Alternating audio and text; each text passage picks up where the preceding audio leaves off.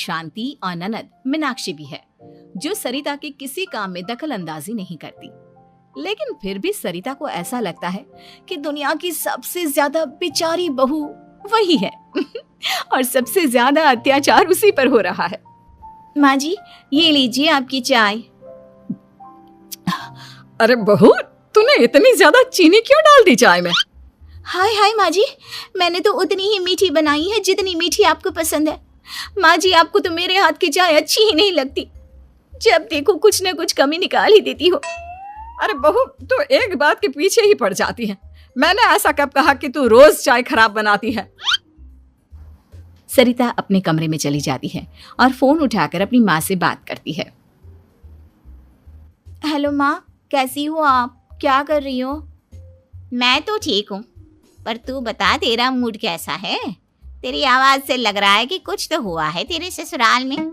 अरे क्या बताऊँ माँ, यहाँ तो हर समय मेरे साथ बहुत बुरा व्यवहार होता है। मैंने अपनी सास के लिए इतनी अच्छी चाय बनाई, लेकिन मेरी सास चाय पीते ही मुझे 4 बातें सुना दी।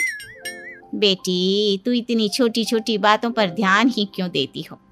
तुम्हारी सास ने कुछ बोल भी दिया तो क्या हो गया, वो बड़ी है ना तुझसे। माँ ने इतना समझाया, लेकिन इस बात का सरिता पर कोई असर नहीं हुआ।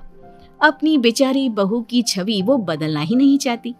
अगली सुबह सब नाश्ते के टेबल पर बैठकर नाश्ता कर रहे थे, तभी सरिता ने अपने पति से कहा, सुनिए जी, मुझे ना आज बाजार से कुछ सामान लेकर आना है।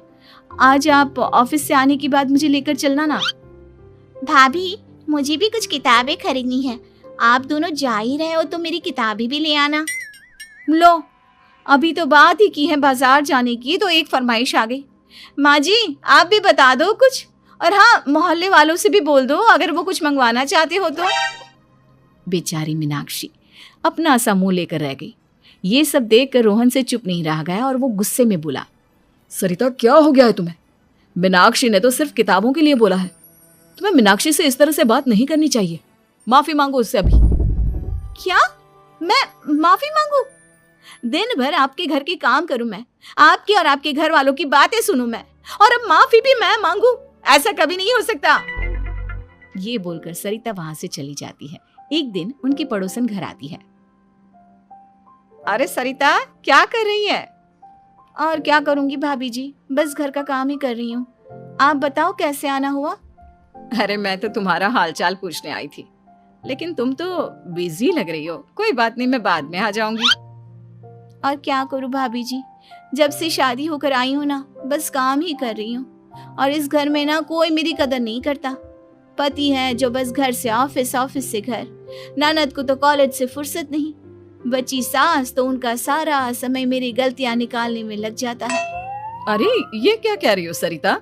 तुम्हारी सास तो पूरे मोहल्ले में तुम्हारी तारीफ करती फिरती है कि तुम बहुत अच्छी हो, पूरा घर तुम्ही ने संभाल रखा है। हाँ तो क्या हुआ, इसमें गलत क्या कहती है? सच्ची तो कहती है।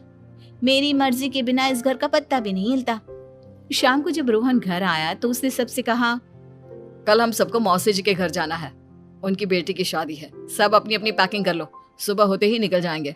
और सरिता, तुम कान खोलकर सुन लो, वहां जाकर किसी की बुराई भलाई शुरू मत कर देना, नहीं तो मुझसे बुरा कोई नहीं होगा।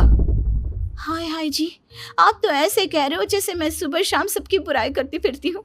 आज तक कोई कह नहीं सकता कि मैंने किसी के पीठ पीछे किसी के बारे में कोई बुरी बात बोली हो तो।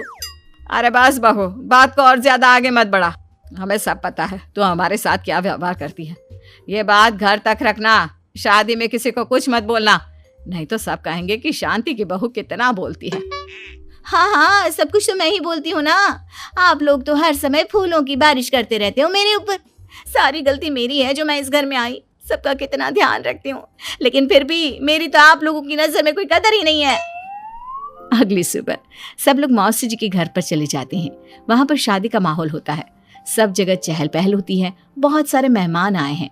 सरिता को वहां बहुत अच्छा लग रहा है। वो अपने मन में सोचती है, यहाँ कितना अच्छा लग रहा है, कितनी रौनक है। मैं यहाँ किसी से ज्यादा बात नहीं करूंगी। अगर मेरे मुंह से कुछ ऐसा वैसा निकल गया तो रोहन जी तो मुझसे गुस्सा हो जाएंगी। सरिता ये सब सोच ही रही थी कि वहां रोहन की कजिन साक्षी आ गई और सरिता से बोली, आप सरिता भाभी हो ना? जितना आपके बारे में सुना था आप तो उससे भी ज्यादा सुंदर हो। हाँ वो तो है, मेरी सुंदरता की तारीफ सब करते हैं। मेरे मायके में तो सब यही बोलते हैं कि रोहन जी की किस्मत बहुत अच्छी है जिन्हें मैं मिली। लेकिन आप कौन है? मैंने आपको पहचाना नहीं। मैं रोहन भैया की कजिन हूँ। आपकी शादी पर नहीं आ पाई थी ना, इसलिए आप मुझसे मिली नहीं कभी। शांति मौसी और मीनाक्षी आपकी बहुत तारीफ करते हैं। क्या कहा तुमने? मेरी तारीफ? कभी नहीं, मेरे ससुराल वाले कभी मेरी तारीफ कर ही नहीं सकते।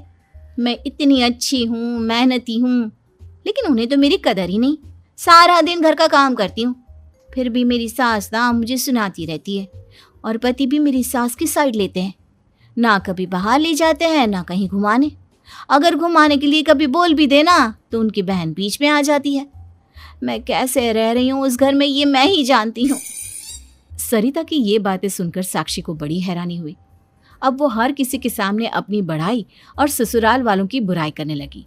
रोहन और शांति को सरिता पर बहुत गुस्सा आया, लेकिन वो चुप रहे। अगले दिन जब वो अपने घर पर आए, सरिता तुमने क्यों सबके सामने मेरी इज्जत का तमाशा बनाया? तुमसे बोला था ना कि चुप रहना। अजी ऐसा भी क्या कह दिया मैंने जो इतना भड़क रहे हो?